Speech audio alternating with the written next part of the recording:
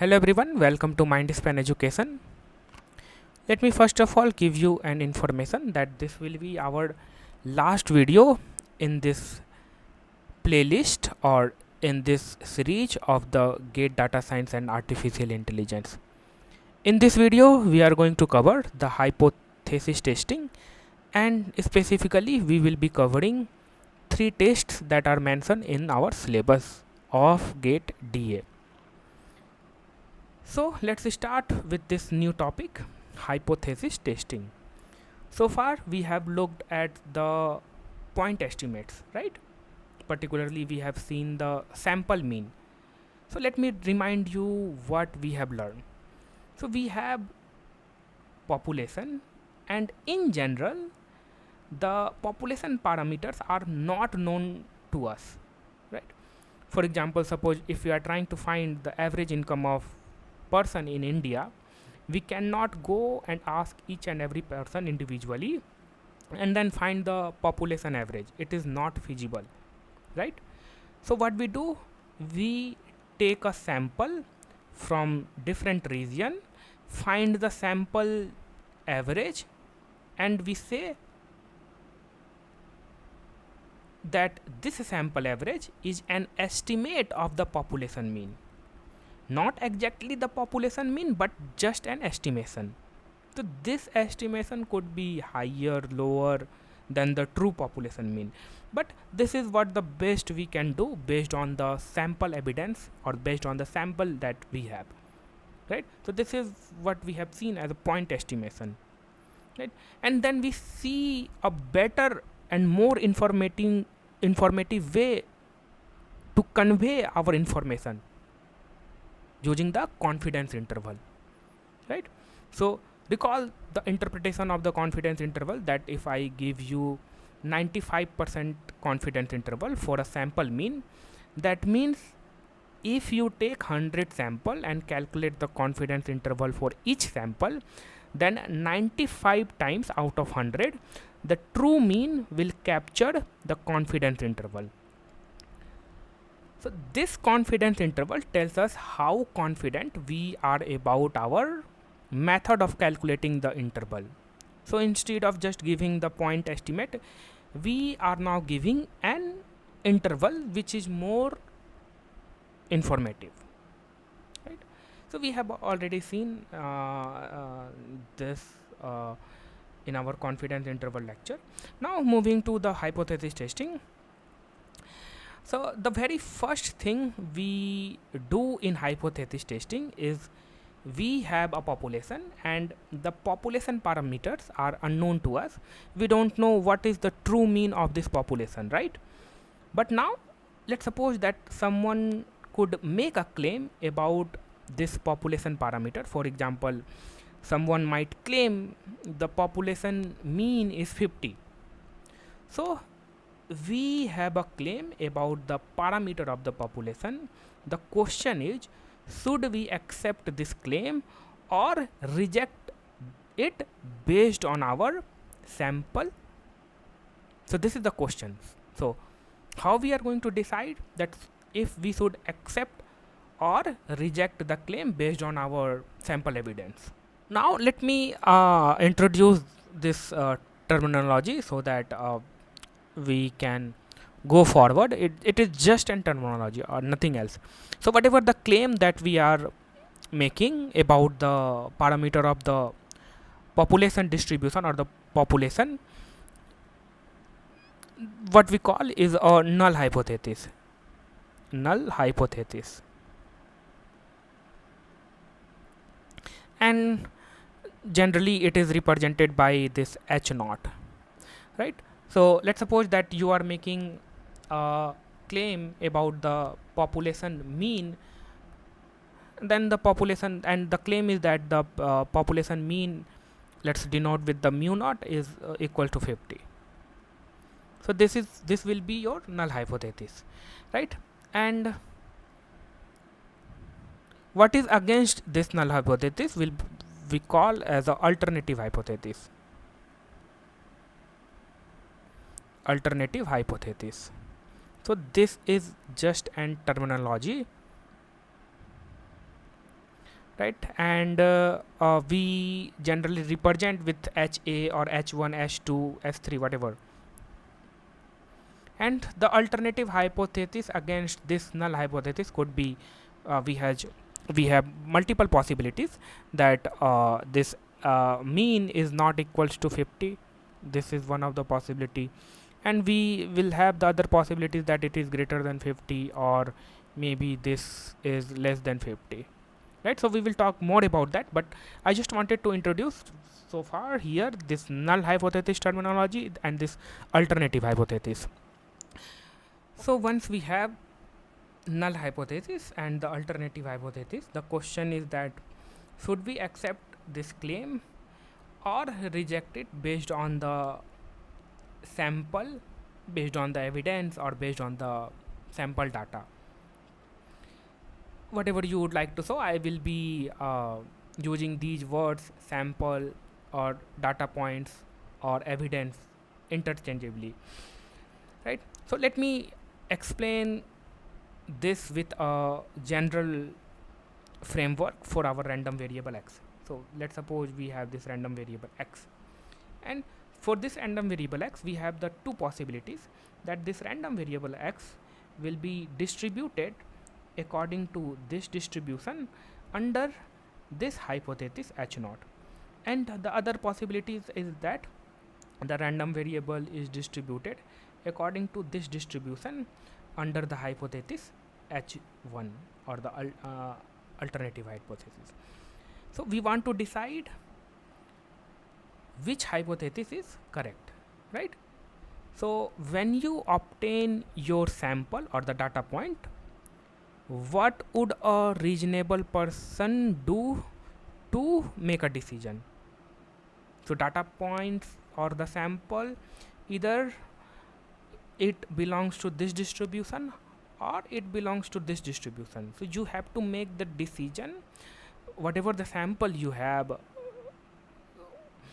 the sample belongs to which distribution. So what a reasonable person will do, he is going to simply choose a threshold, and he will say that if data points happens to fall in this region, then I am going to decide h1, or I am going to accept h1, or I am going to reject h0, whatever you would like to say. And if the data point happens to fall within these region, then I will be accepting the h0, right? And this is reasonable, but by doing so, here we are introducing some error, right? So by making this kind of decision, we can make two types of mistake, right? So might be possibility that our sample, whatever the sample x1, x2, x3, originally belongs to this distribution, and it happens that the sample we have taken somehow happens to fall within this region, but originally it was belonging to this distribution, right? So if the sample happens to fall within this region, right, then we are going to reject h0, although this sample was belonging from this distribution,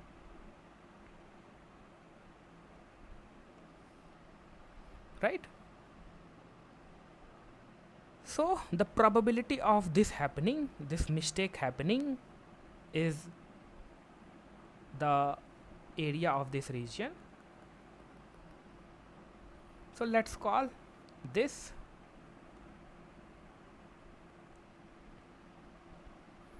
so the probability of this happening, let's call this as alpha.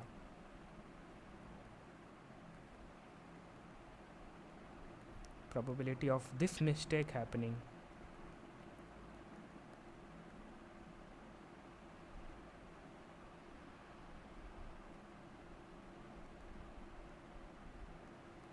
And this is what we call as a type 1 error. So again, a new terminology. this is type 1 error.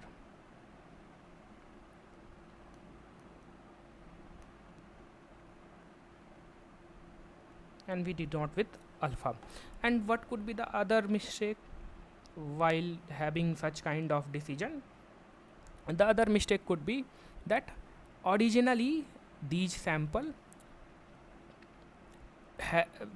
would have belonged to this distribution, but it might had happened that we have taken such rare sample that somehow happens to fall within this region, right? So originally they are belonging to this distribution, right? But what decision we are making? We are making decision in favor of choosing our claim H0, which is wrong, or which is a mistake, right? And happening of this mistake is area under this, or happening probability of making this mistake is, let's call this as beta, and this is what we call as a type 2 error.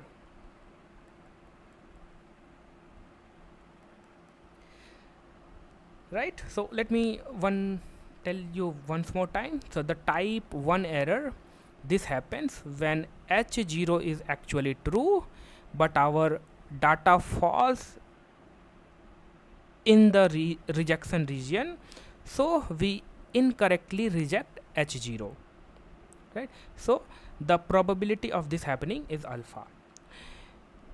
Type 2 error, this happens when H1 is actually true, but our data falls in the acceptance region, so we incorrectly accept H0. The probability of this happening, let's call this as beta. So the type 2 error beta, type 1 error is alpha, right? I hope this is clear. So both these alpha and these beta, both these are error probabilities of error, right? You would like both to be as small as possible, right? But unfortunately this is not possible. There is a trade-off, right? If you move your threshold to this side, so alpha will be lesser, but then beta will be larger, right? And vice versa.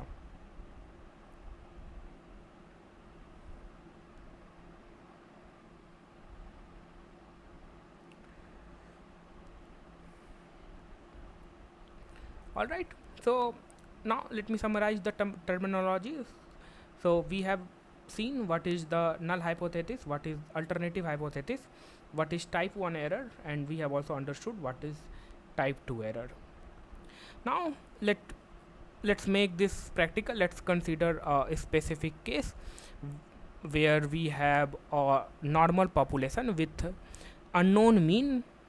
We know the population variance, and someone claims that the population mean is equal to mu naught, and we want to test the null hypothesis where he is making the claim that the population mean is equal to mu naught, versus the alternative hypothesis where the population mean is not equal to mu naught. So we are going to look at this case.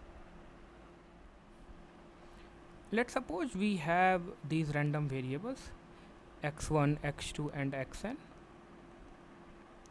and all these random variables all they have been sampled from some population, and the population have the distribution that is normally distributed with some unknown mean and the known variance, right? So we are looking at the case when we have the known variance.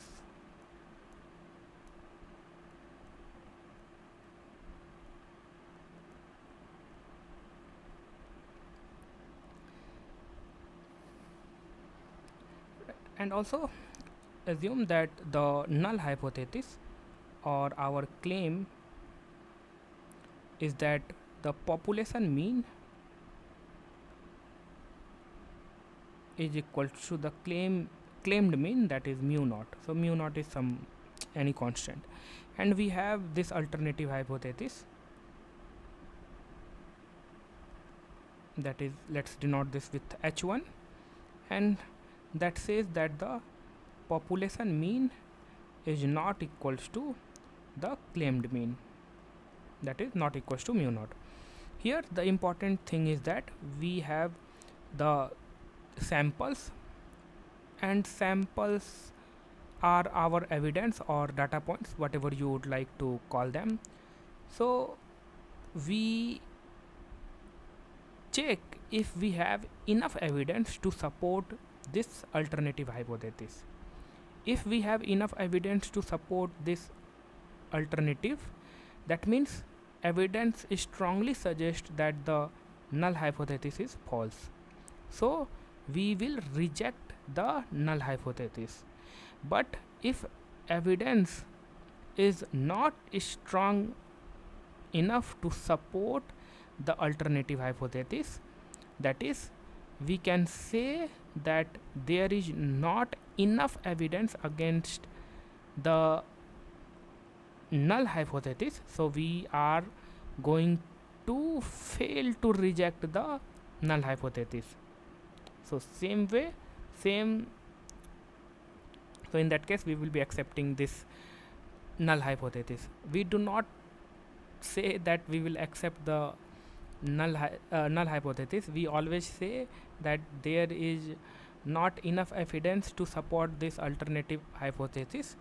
So we can say that there is not enough evidence against the null hypothesis, so we say that we are going to fail to reject.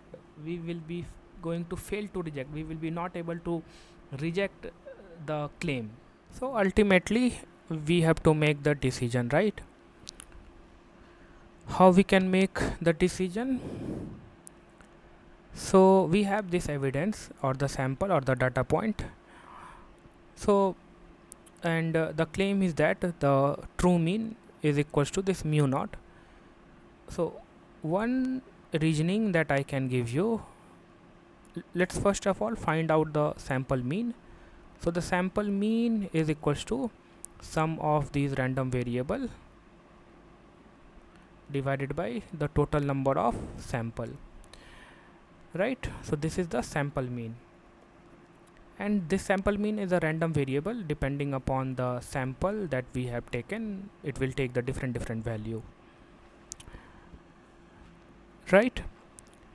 And if this is the claim, and if we think this claim is true, that means, and this sample mean is the estimate of the true mean, the point estimate of the true mean. And if we have this claim that says that the true mean is equals to this mu naught, then this sample mean will be very near to this claimed mean, right? If we try to look at this difference, so we have this assumption, or we are making this assumption, this the claim is true. If claim is true, then whatever the sample we take and we calculate the mean, so this difference will be very less, right? But we would like to see this alternative hypothesis.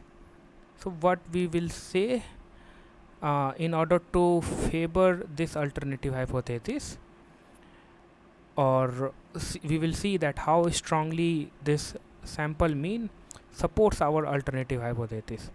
That means, let's check for this, that if this difference is too large,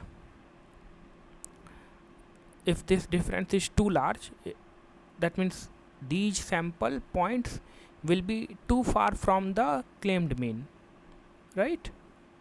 If that difference is too large, that means we will be strong enough to support, or the sample or the evidence will be strong enough to support the alternative hypothesis, right? And how we can check this mathematically? So what we are saying, let me first of all draw that. So let's suppose that this is our claimed mean. What we are saying, that if the samples are whatever the sample, so x bar could be this one, or maybe, and also we can take, so this alternative hypothesis is not equals to mu naught, so it could be greater than mu naught or less than mu naught in both direction. And what we are saying that if they are near to the sample mean are near to this, so we would have some kind of belief that this is true, right? So, but again, we check for, or we test for the alternative hypothesis. So now the problem statement would be that if these mean or sample means are too far from this, and how far, let's say far than this value c, any constant c, if they belongs to somewhere here, or maybe in this direction somewhere here, then so this distance, let's take the absolute because we are taking in both the direction, so it could be positive, negative, whatever, so that is why we are taking the absolute. If this is greater than this c, then we will say that it will favor the alternative hypothesis, and we have the enough evidence, and in that case we will be rejecting the, or yeah, we will be rejecting this null hypothesis, right? So now, but you see this random variable x bar is a random variable, sorry, this x bar is a random variable, right? We cannot have just one sample and we can just find this inequality for one value. This is a random quantity, we cannot evaluate this inequality, so we will have to approach this problem using the probability. So rather we might ask that probability of this event, what will be the probability of this event? So what is the event? The event is that what's the probability that this under the assumption that the claim is true, under this assumption, what's the probability that this sample mean is too far from this claimed mean, and how much too far? Too far than this constant c. What's the probability of that? So again, the important point is that we have this assumption that our claim is true. Whatever the claim, we by default consider, so this is the default. So this will be true until we have some strong evidence to disapprove this, right? So under this condition that the claim is true, claim will be always true until we do not have the enough evidence to support this statement, that is h1, right? Under this evidence, what will be the probability of this? That the most of the sample mean falls too far from this claimed mean, and how far? Far than this value c. So we have this claim, we do not still have enough evidence to support this, so we have this claim that this is true, so probability of happening this event would be very much unlikely, right? If we are assuming that the claim is true, that means most of the point will be around this claimed mean, right? So falling these samples mean far from this mu naught, and far from, how much far? Far than this value c, then happening of this probability under this condition that this is true will be very much unlikely, and let's say it is just maybe 5% or 1%. Let's call this much of significance, that we call this as a significance level, and let's give that a small amount of probability is as alpha, right? It could be a 5% or maybe 1%, but this event is too unlikely to happen if our if our claim is true, or we are considering, or we are assuming our claim is true, right?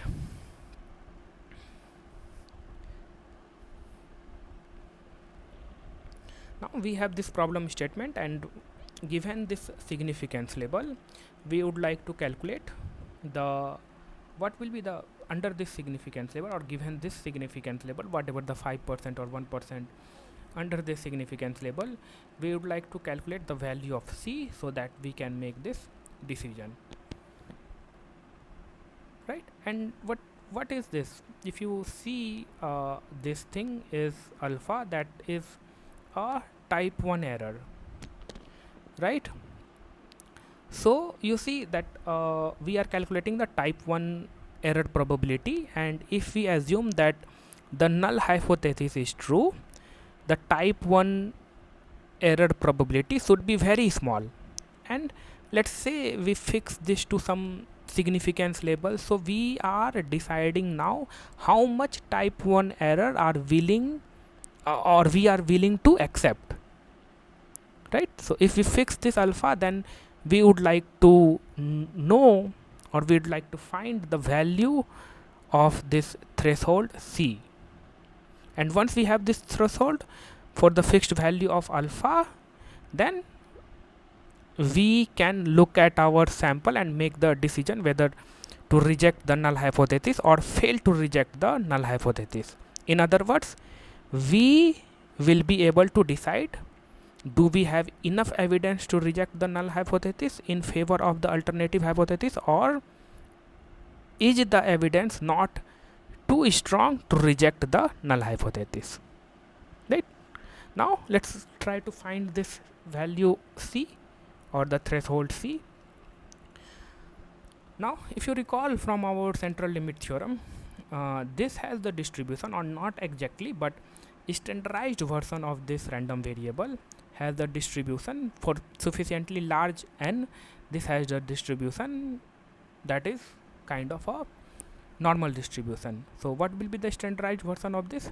So the standardized version of this will be x minus mean of this random variable. So mean of this random variable will be mu, and we have make this claim, so we are assuming the claim is true, so the mean will be mu naught divided by the standard deviation of this random variable, and we have earlier seen the standard deviation of this random variable is sigma divided by root n, and we have earlier done this kind of thing in the central limit theorem, right? So we are going to make use of this in order to find this probability.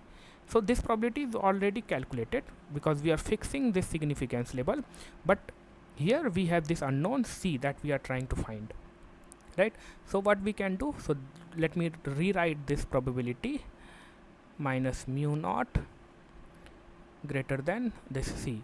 So in order to make this, so what's the benefit of making this standardized version? We have already seen that we will be able to use the probability standard normal probability table, right? Now we just need to divide by the standard deviation here, and in order to make this inequality equal, we will have to do on the right hand side as well, that is equals to alpha, right? And if you recognize what is this, this is nothing but a normal distribution, standard normal distribution with the mean 0 and the variance 1, right? So this can be written as absolute value of this z is greater than C root n divided by sigma, and this is equals to alpha. And what is this probability? And let me just draw, and we have already seen all these things. So this probability is equivalent to happening, or equivalent to the area under this curve, so minus and here plus C divided by root n sigma, less than this, greater than this. So this probability is 2 times the probability. Now we can remove the absolute sign, z is greater than C root over n divided by sigma, and that is equals to alpha, right? So we are talking about that this normal random variable takes the value z greater than this value, that means this probability, and that is alpha. that will be alpha divided by 2, not exactly alpha. Probability of this event, that the random variable z takes the value c divided by root n sigma, that will be alpha divided by 2. So this probability is alpha divided by 2, and this by symmetry this will be also alpha divided by 2. So alpha divided by 2 plus alpha divided by 2 will be here alpha. So probability of this event is alpha.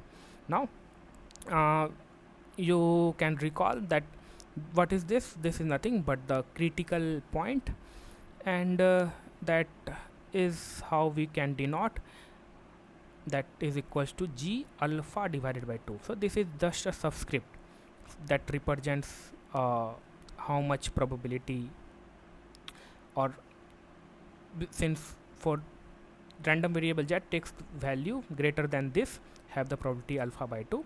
So this is just a subscript, and this can be also represented as minus z alpha divided by 2. So from here we can say that c times root n divided by sigma is equals to g alpha divided by 2. So c will be g alpha divided by 2 divided by sigma divided by root n, right? So we have got this c. Now this was our basis of the decision making process. Now we can decide, right? So yes, I think here we have already done that, and you just need to put the c here, right? And this can be rewritten as this, like this. So if this is greater than g alpha by 2, then the point is that we are going to reject the null hypothesis, or in other words you can say that you will have not the if you have enough evidence to support the alternative hypothesis, so there is no reason to accept the null hypothesis, right? And if this is greater than less than equals to this g alpha by 2, then you will be accepting the null hypothesis, or in other words you do not have enough evidence to support this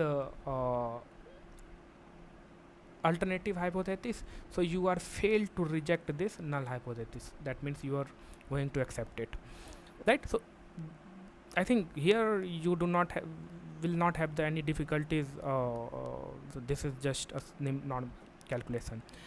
We have just brought this to root n here, and the sigma. So here this is how you can write, and we have written this so that you can recall what is this. This is nothing but just a standardized version of this random variable, and it has the distribution that is kind of a bell shape, right? So this is what we call is the test statistics,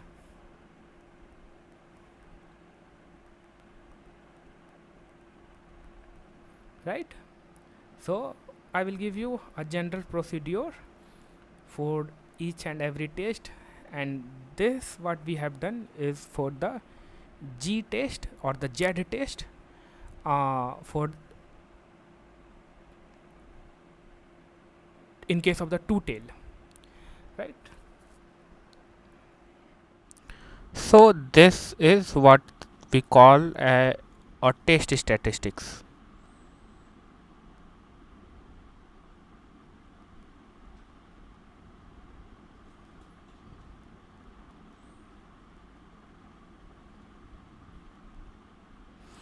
Right, and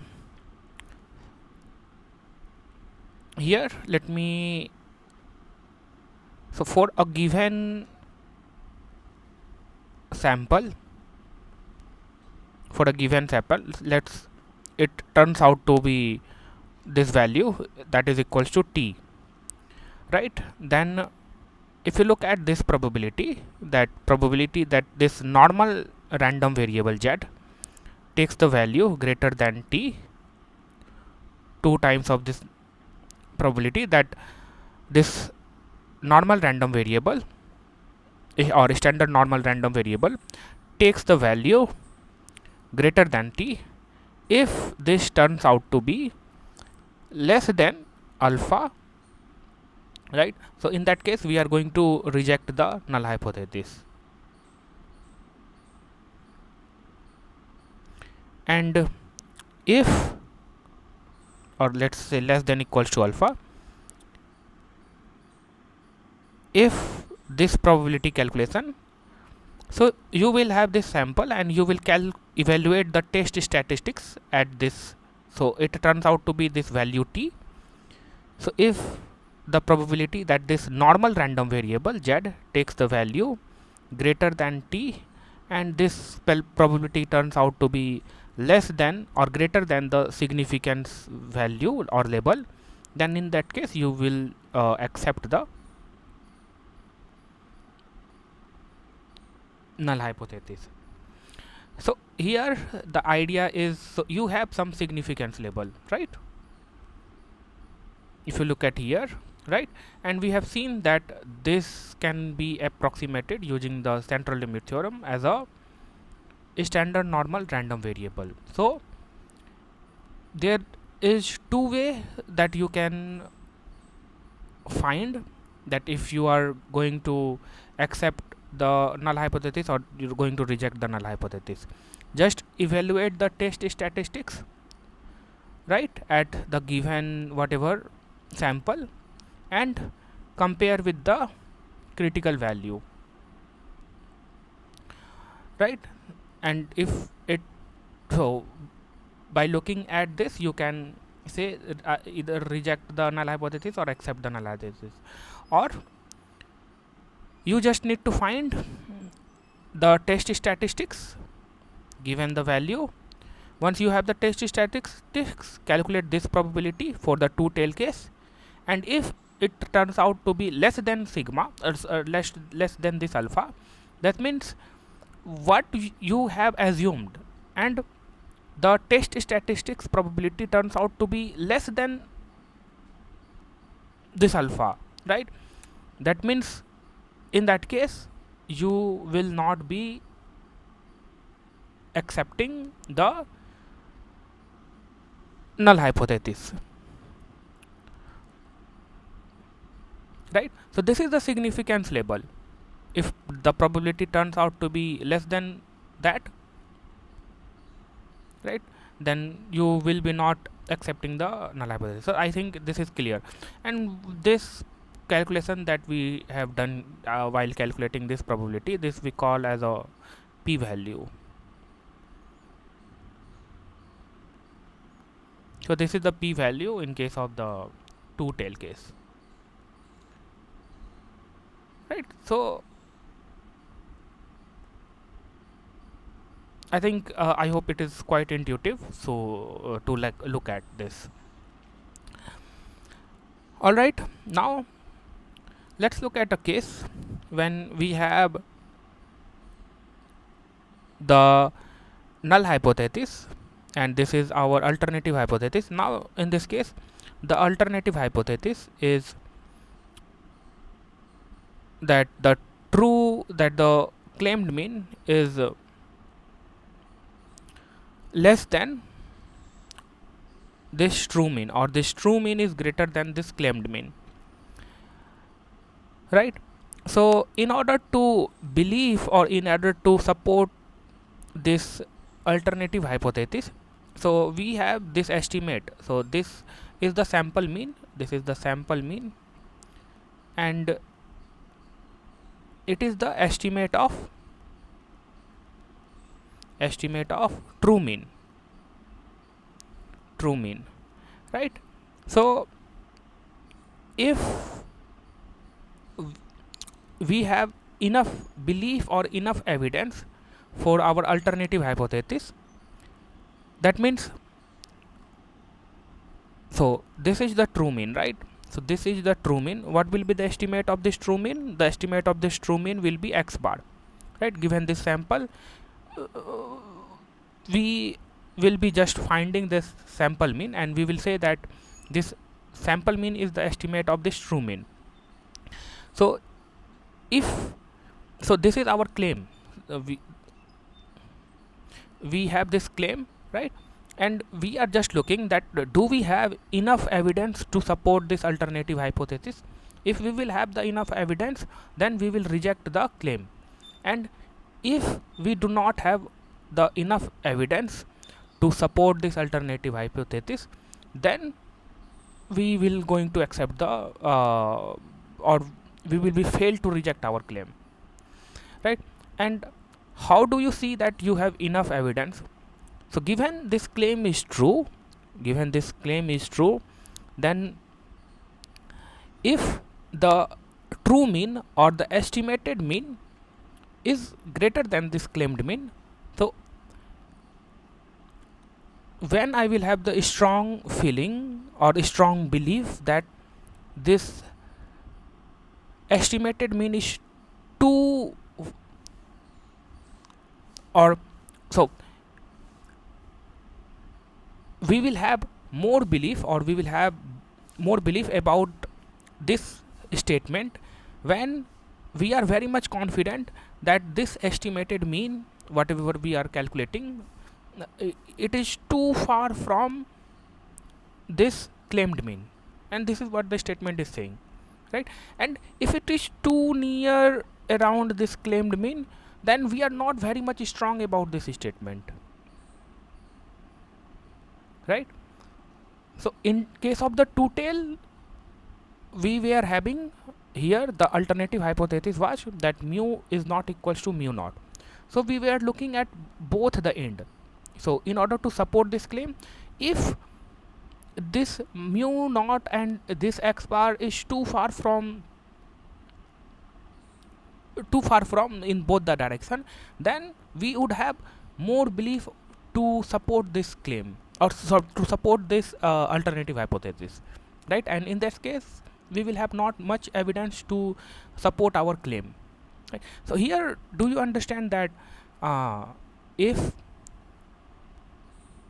we are saying that this is our claim, under this claim, if the alternative hypothesis, and this alternative hypothesis where we are saying that the true mean is greater than the claimed mean, and this true mean is this x bar is the estimate of this true mean, that means whatever the sample mean you will find, if we have to believe on this statement, then so in order to believe on this statement, right, this has to be very greater than this mu naught, right? Otherwise, if it is around the mu naught, we will not be very much strong about this statement, right? So mathematically same, we can proceed that this time we will be looking that this x bar minus mu naught is too far, or the difference is too far than this value c, right? And given that h naught is, or given this claim, under this condition, if we look at the probability of this particular event, then we will have a very much unlikely to believe that this event would happen, right? So the same reasoning. So let's suppose that this is very much unlikely and it is alpha, right? And we will proceed with the similar way. So we will make this random variable as a standardized random variable, and in order to do that, we will be dividing by the standard deviation of this random variable, that is the x bar, and we will do both the side, right? Now this event refers to, so now we can treat this as a normal random variable with the mean 0 and the variance 1, and this is this event is equivalent to taking the value, let's call this random variable z taking the value greater than this, that is c times root over n divided by sigma, right? And this probability is alpha, so we can call this critical point or this point as a alpha. So this g alpha is equals to c divided by sigma root over n, right? And from here we can find that c is equals to g alpha sigma divided by root n, right? Now we can make the decision how we are going to make the decision. So decision based on this reasoning, that x bar minus mu naught, if this difference is greater than this c is g alpha sigma divided by root n, and this can be written as x bar minus mu naught divided by sigma root over n. If this is greater than g alpha, then we will reject the null hypothesis. Otherwise, so what will be the otherwise statement? Otherwise, if x bar minus mu naught divided by sigma root over n, if this is less than equals to g alpha, we accept the null hypothesis.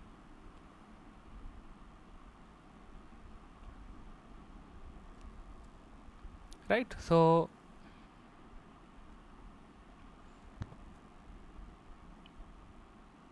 and what will be here? The p value. The p value will, let's suppose that you calculated this test statistics given the observed value, and it turns out to be t, then the p value will be the probability that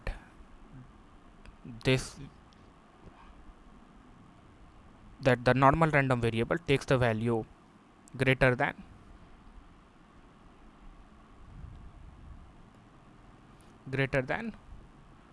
t, right? So this will be your p value. And again, if p value is less than the significance value alpha, then in that case we will reject null hypothesis, and if p value is greater than the significance label, then we will accept the null hypothesis.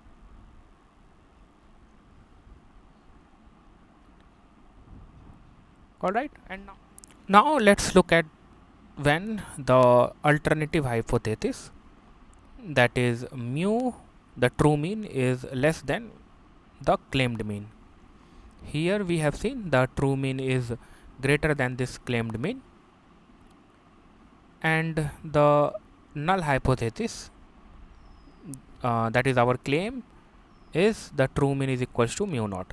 And the same result will also be true for the case if we claim that the null hypothesis where the true mean is greater than equals to mu naught.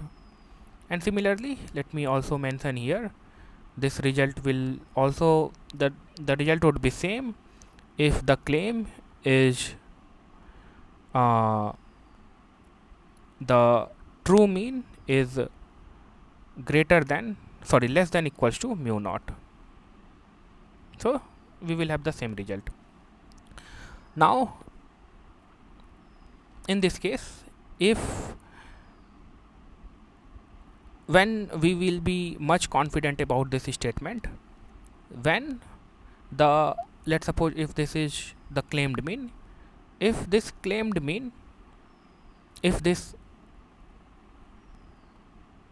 true mean, and we can estimate this true mean using the sample mean, we will have the confident about this statement when this sample mean falls too far to the left,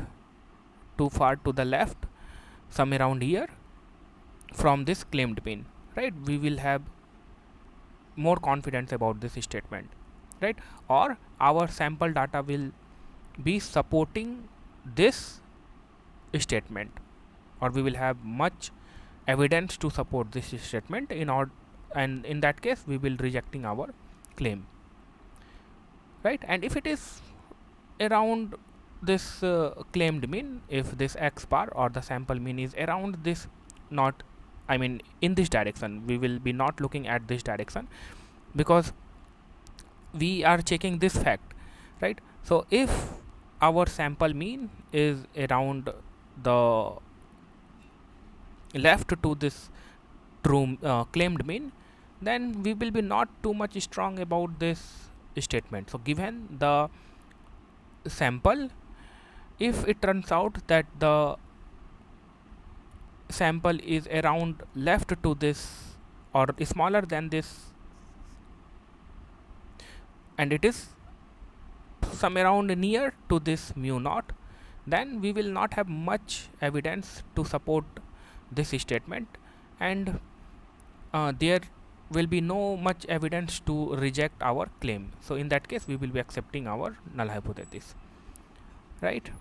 So overall, if we have to look this mathematically, then the suppose somewhere here x bar is, so this distance, so this distance obviously will be in negative, and we will be more confident when this distance is too negative than this value c minus c,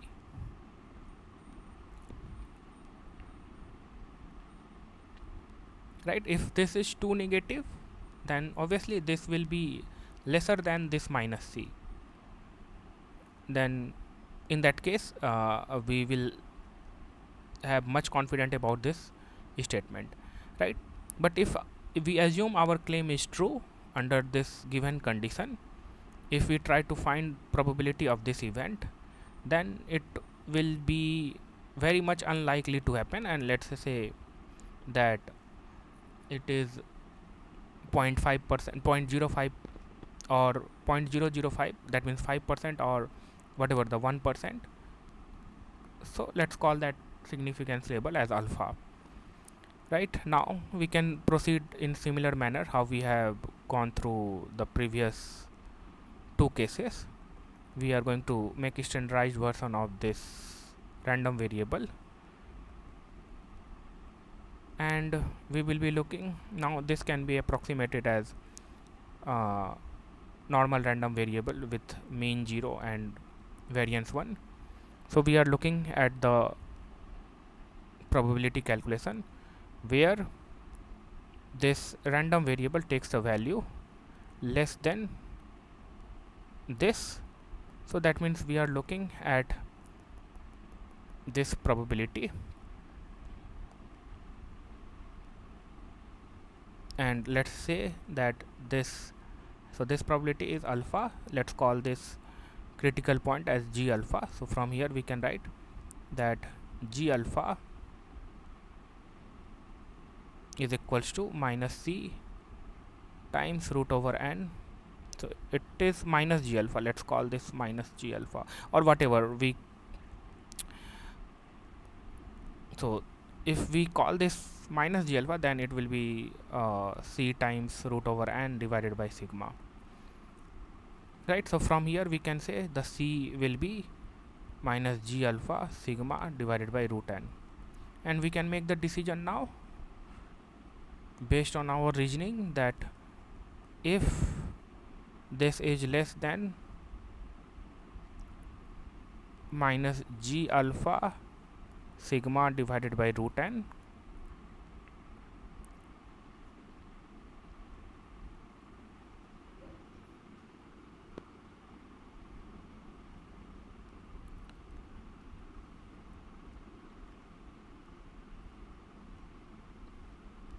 that means x bar minus mu naught divided by sigma divided by root n is less than minus g alpha, right? In that case we will reject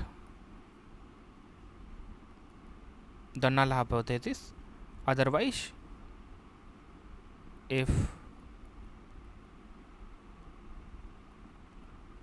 this is greater than equals to minus g alpha, then we will accept the null hypothesis.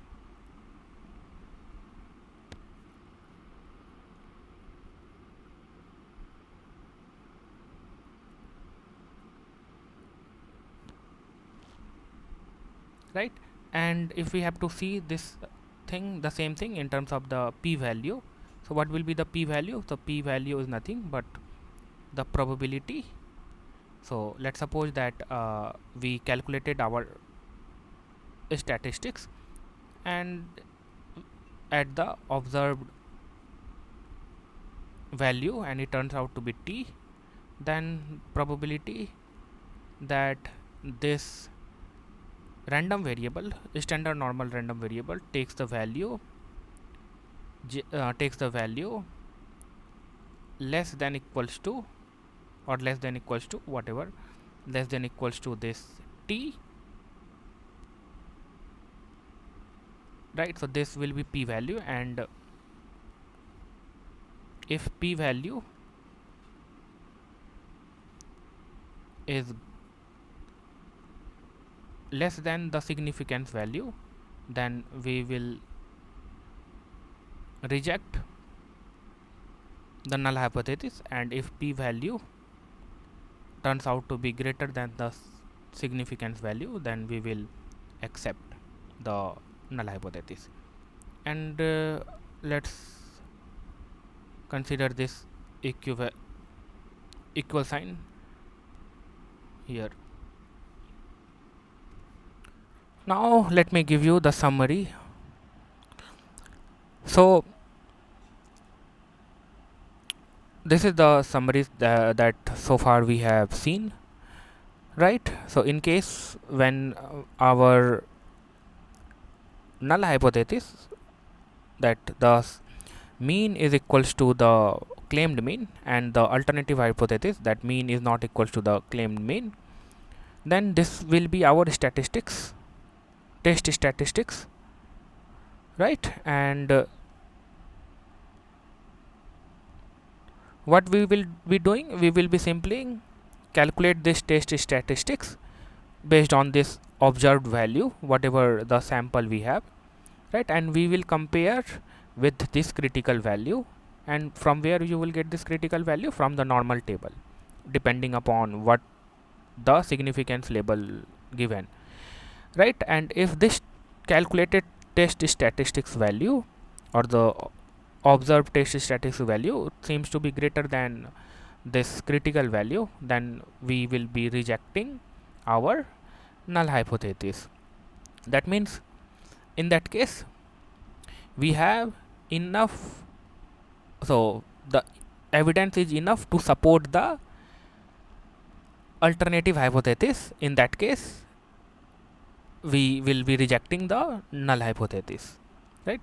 And this will be the p-value. We have already seen that this probability calculation. So what you will do, you will simply find, so given this value, whatever the observed value, it will be some t, right? So what you will do, you will find 2 times the probability in case of this, that the random variable, so this chat is a normal standard normal random variable, takes the value greater than or equals to, or either if you take the equality or doesn't take the equality, in case of the discrete case it doesn't matter. So greater than equals to this t, right? And if it is less than the significance label, then in that case you will be rejecting the null hypothesis, right? So this is the p-value for all the cases, right? So we have seen all these cases, right? When we were having the sample from the normal random variable for the unknown mean and the known variance, right? We have looked at the 2-tail case and the 1-tail case as well. All right, now let's look at the case when the variance is not known to us, and we have already seen in that case we are going to estimate the value of the variance, and then our test statistics will not be a normal random variable, instead it will be a t distribution. So if the variance is unknown, then our test statistics will be t distribution, right? So this was our test statistics when the variance of the population was known to us, right? And let's suppose that this variance is unknown to us, right? So this variance is unknown, so we have the estimate of the sample mean, and that is equals to the sum of these random variables divided by the total number of random variable. And if this sigma is unknown, that is the standard deviation is unknown, then what we do, we estimate this as well. So we have already seen what's the estimate of the variance. So let's call this, the estimate of variance is s square. So that is equal to xi minus, here we will be using the sample mean, right? And it is again the estimate of the population mean square from I is equals to 1 to n divided by n minus 1. So this is the estimate of the variance, right? Now if you look at this statistics, this test statistics, now your test statistics will be so sigma. So we have, instead of this known sigma, we will have the, so instead of this unknown sigma, so this is the unknown to us, now we are using this s, and this s is the standard deviation or estimated standard deviation of the population divided by root n. So we have already seen that this have the distribution of the t distribution, right? Depending upon the sample, you will have the appropriate shape of the t distribution, and we have already gone through that t distribution is having the shape of the bell curve, but it is it has more densities in the tail side, right? And why?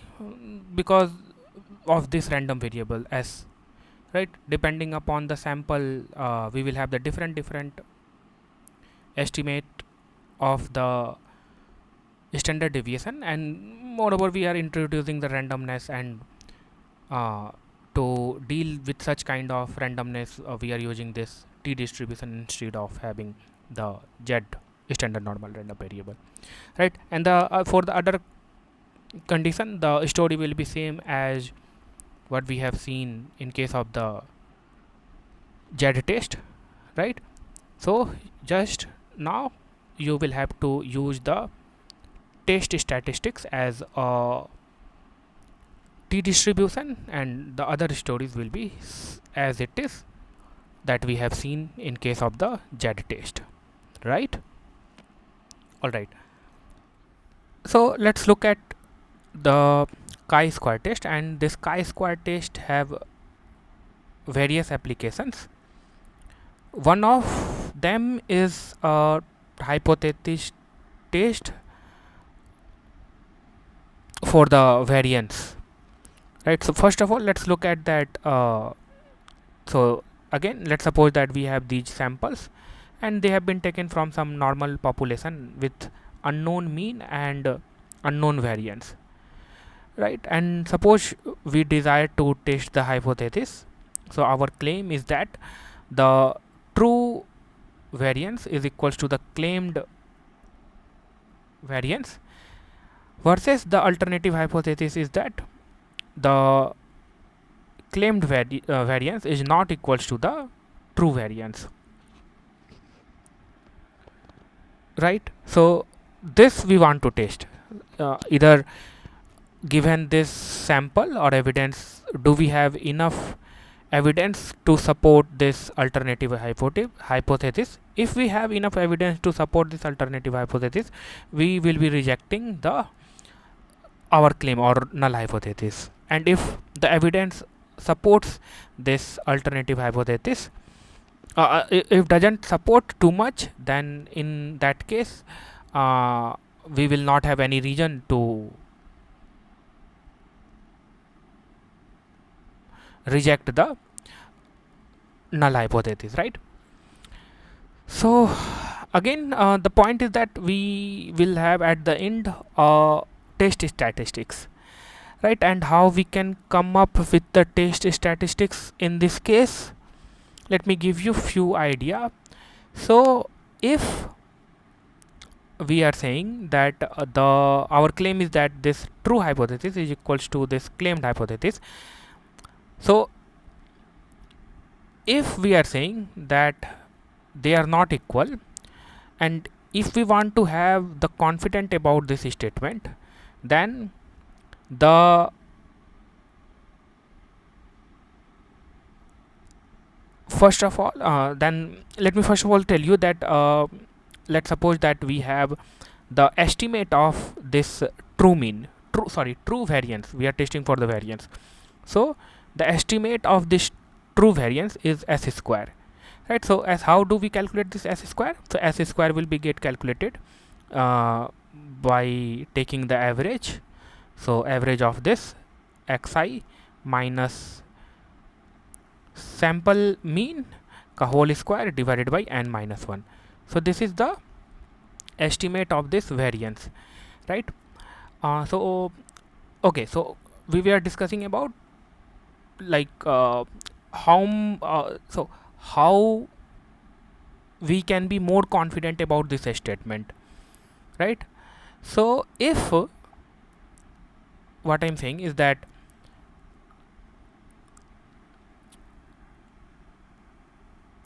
so we have taken the sample and we have calculated this estimate of this true variance. If this estimated variance, the ratio of estimated variance and the ratio of the claimed variance, if they happens to the ratio, if they are same, then their ratio will be equal to 1, right?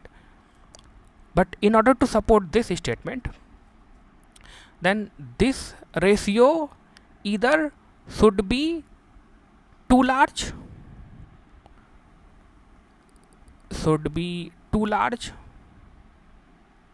right? Then we will be much more confident about this statement. If this is too large than this, right, then we will be much more confident about this statement.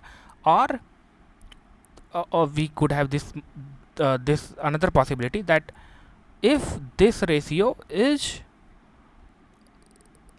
too small,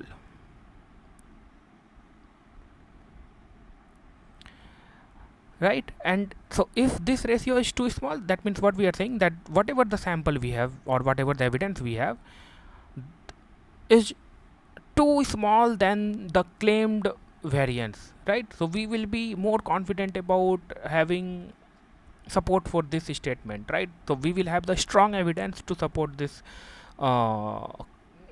alternative, right? So what we want to find, so if we assume that this claim is true, under this assumption that the claim is true,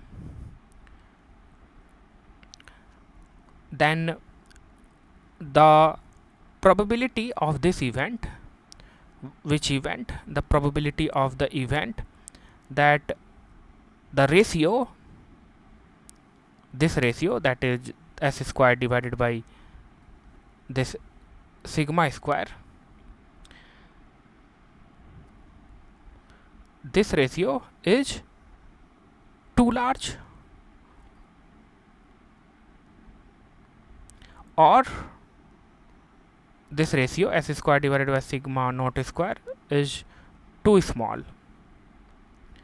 So under this assumption that our claim is true, happening of this event, the probability of this event will be very unlikely to happen, and let's denote with this alpha, right? Now in order to, if you look at these random variables, so these are the random variables, right? We cannot just go and calculate based on this one sample and say that this ratio is large or small.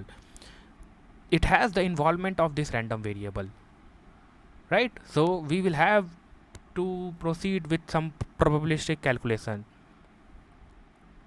So how we can proceed? We can now here the this chi-square will be helpful. Chi-square distribution will be helpful. How? Let's see that. So if you recall, this is the estimate of the variance, right? Now if we bring this n minus 1 to left side, that is s square times n minus 1, then we will have this from I is equals to 1 to n xi minus x bar ka whole square, right? And now divide with this variance,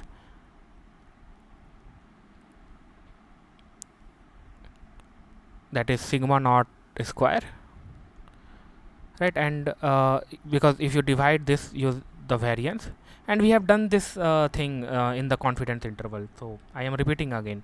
So what's the benefit of doing that? The benefit of doing that is that this under the square, what you see is the normal distribution with the mean 0 and variance 1, and we are taking the square of it and we are summing those distribution. Sum of the normal distribution is nothing but this is the chi-square distribution with degree of freedom n minus 1, right? We have seen this in the confidence interval as well, right? So now instead of asking this probability, we can ask the this probability, that here we can put simply n minus 1, right? Then we can just look. So now this will have the distribution of chi-square and this will also have the distribution of the chi-square, right? So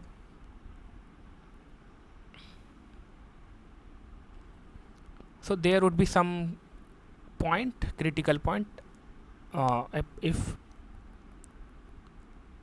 if now we have the statistics, we have our test statistics, and what is the test statistics? This is our test statistics, right? And this test statistics follows the chi-square distribution, right? And if it falls within our critical region, so let's suppose this A and B is our critical region, right? Then we are going to accept the, so if so we have assumed the alpha, so this plus this will have the total probability, that is alpha, and this will have the probability 1 minus alpha. So we are looking at the probability of this region between these critical region, right? And if the test estimates or the test statistics happens to fall within these critical region, then we are, in that case, we are going to accept our null hypothesis, otherwise we will be rejecting our null hypothesis, right? So again, the point is that you just need to figure it out, what is the test statistics.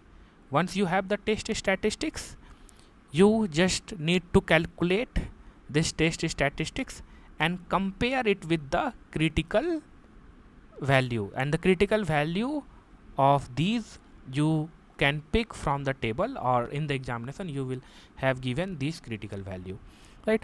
I hope you must have understood this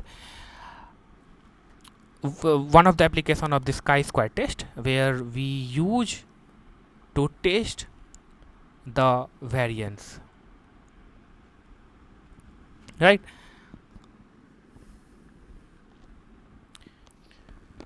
So far whatever test we have done were for continuous data, z test, t test for the means, and the variance test. What if we have categorical data? By categorical data I mean this. Let's suppose someone is making a claim about how data should be distributed across different categories. Let me give you an example. We have a die and someone is making the claim that all the faces are equally likely. That means each face has the equal probability. In this case, we have 1/6 probability for each face. So this is the claim someone is making, and we have the alternative claim that the die is not fair. That means at least one probability is different. So if you see here, what is the claim? The claim is about how the data is distributed. Here, how these 6 outcomes are distributed. Each one is equally likely. This is our claim, right? So we are testing the fairness of the die.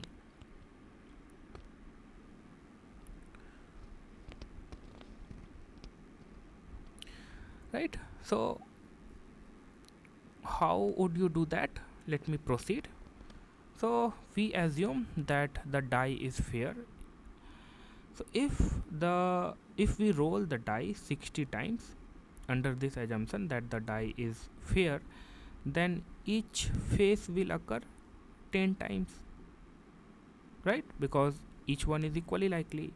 So each one will occur 10 times. This is what we expect under our claim. So what we are saying, that if under our claim that our die is fair, that each one have the probability 1/6, and if we roll the die for 60 times, then one will be occurring for 10 times, 2 will be occurring for 10 times, 3 will be occurring for 10 times, and 4 and 5 will also occur for 10 times, and 6 will also occur for 10 times. Now let's suppose you do this experiment. So you actually roll the die for 60 times now, and you have some observed value during those 60 roll.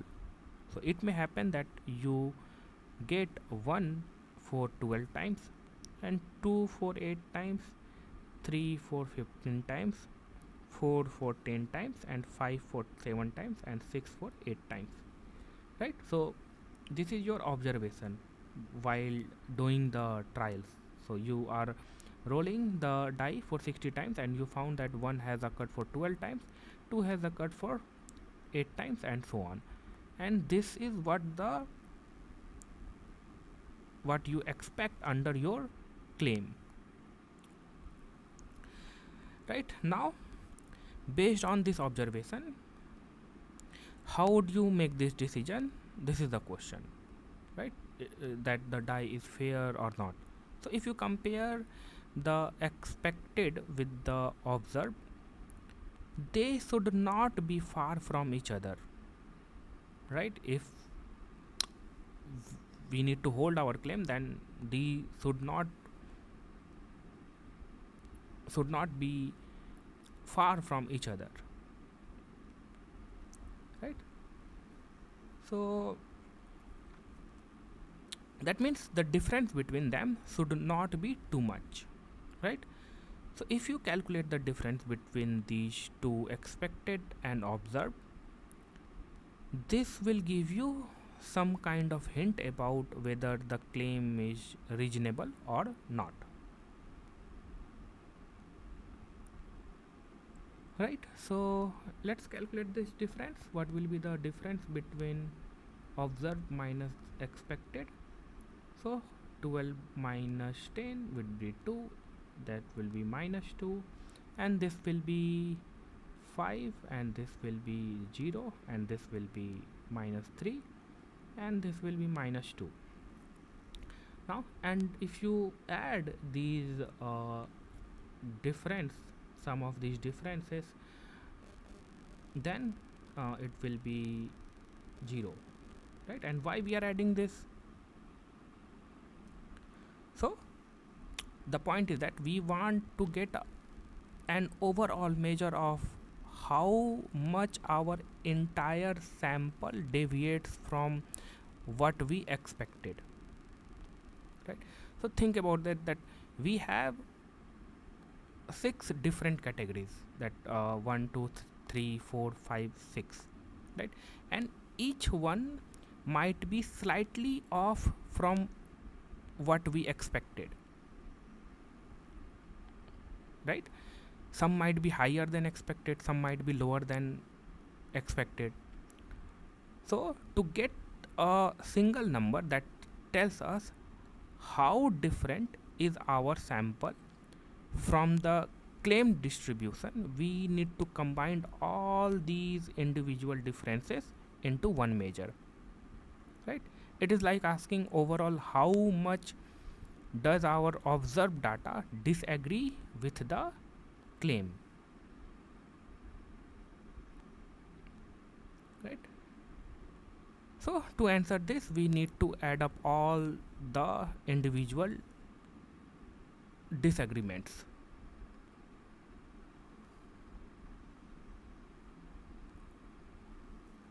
So if this value is too large, right? So overall what we are doing, we are just looking at how much we are disagree from the expected one, how much we are disagree from the expected one, how much we are disagree from the expected one.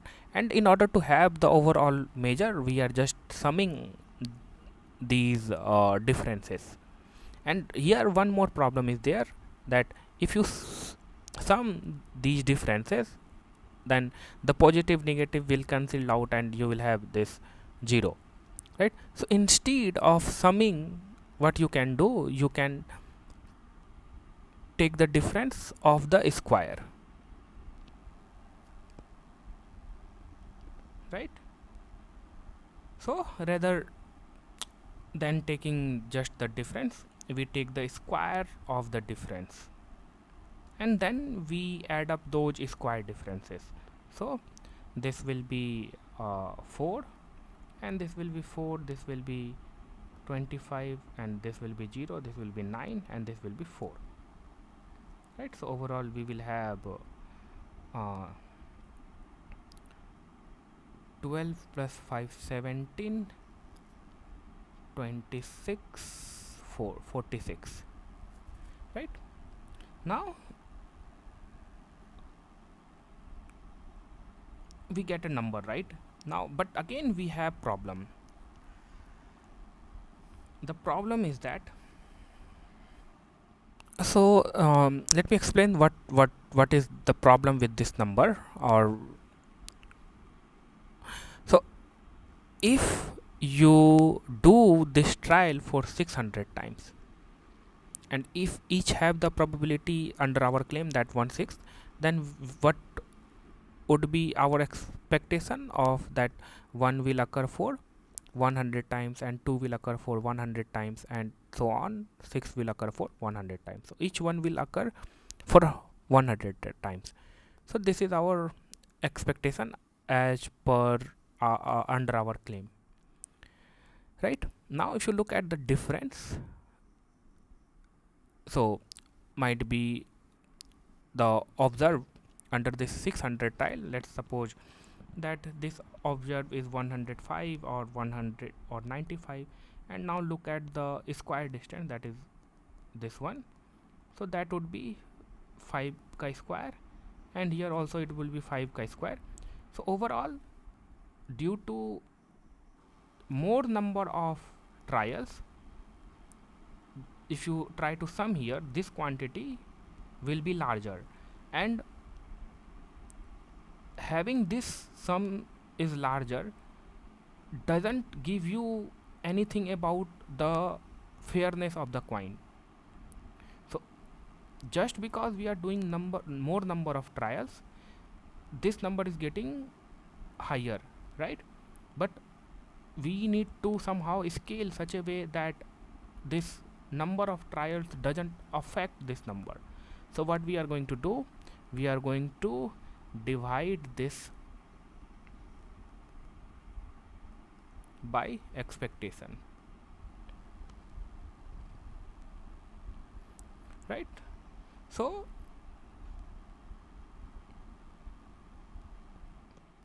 if you let's suppose you have done the trial for 60 rolls, right? And you have got the difference ka whole square divided by this expected.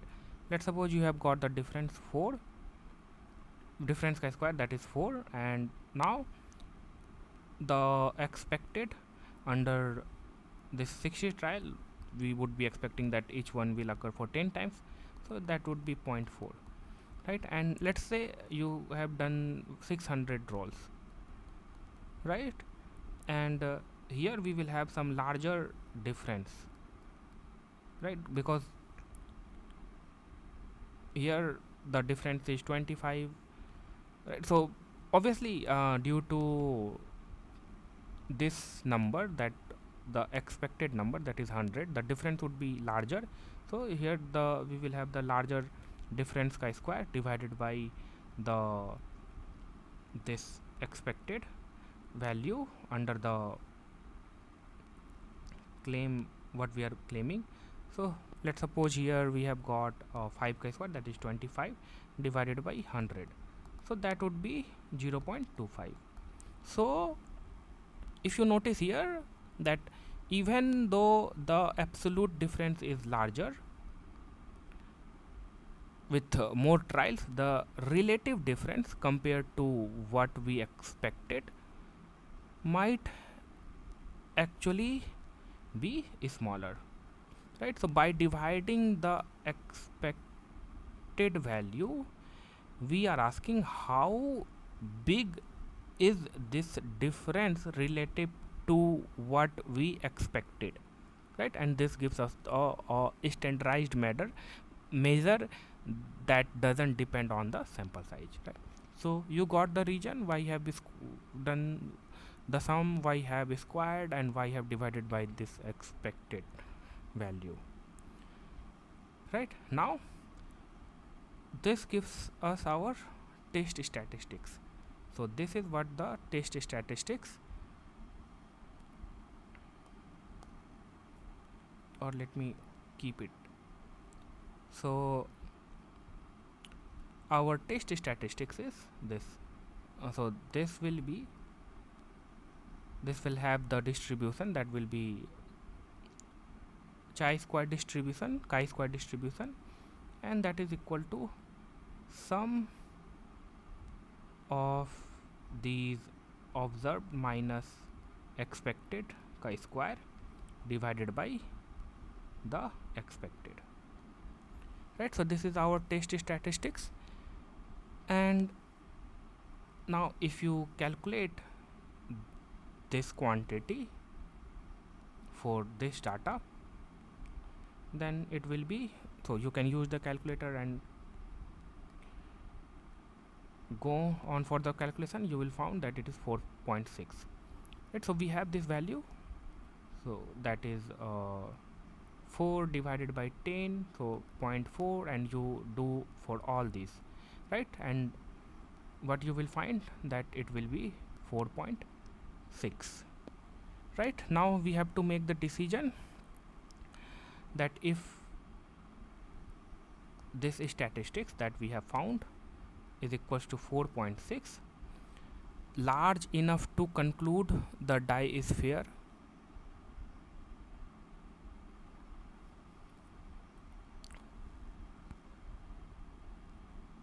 so when this null hypothesis is true, this chi-square follows the chi-square distribution with the degree of freedom. So the degree of freedom, that will be number of categories minus 1. So here we have total number of 6 categories, that is 6 minus 1, that will be 5, right? And let's suppose the significance level is 5%, that is 0.05, and here the degree of freedom is 5, and you will have given the critical value for this significance level 0.05 with the degree of freedom 5, and that is 11.07. so this value will be given in the question, and what we have found, the test statistics is 4.6, and this is less than equals to, so this is less than this value, that is this critical value right? So we fail to reject the null hypothesis, or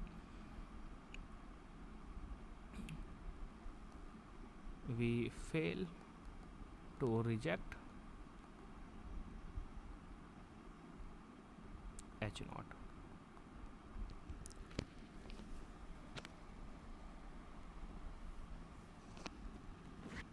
right? So same thing can be said that there is no enough evidence to conclude that the die is unfair, right? So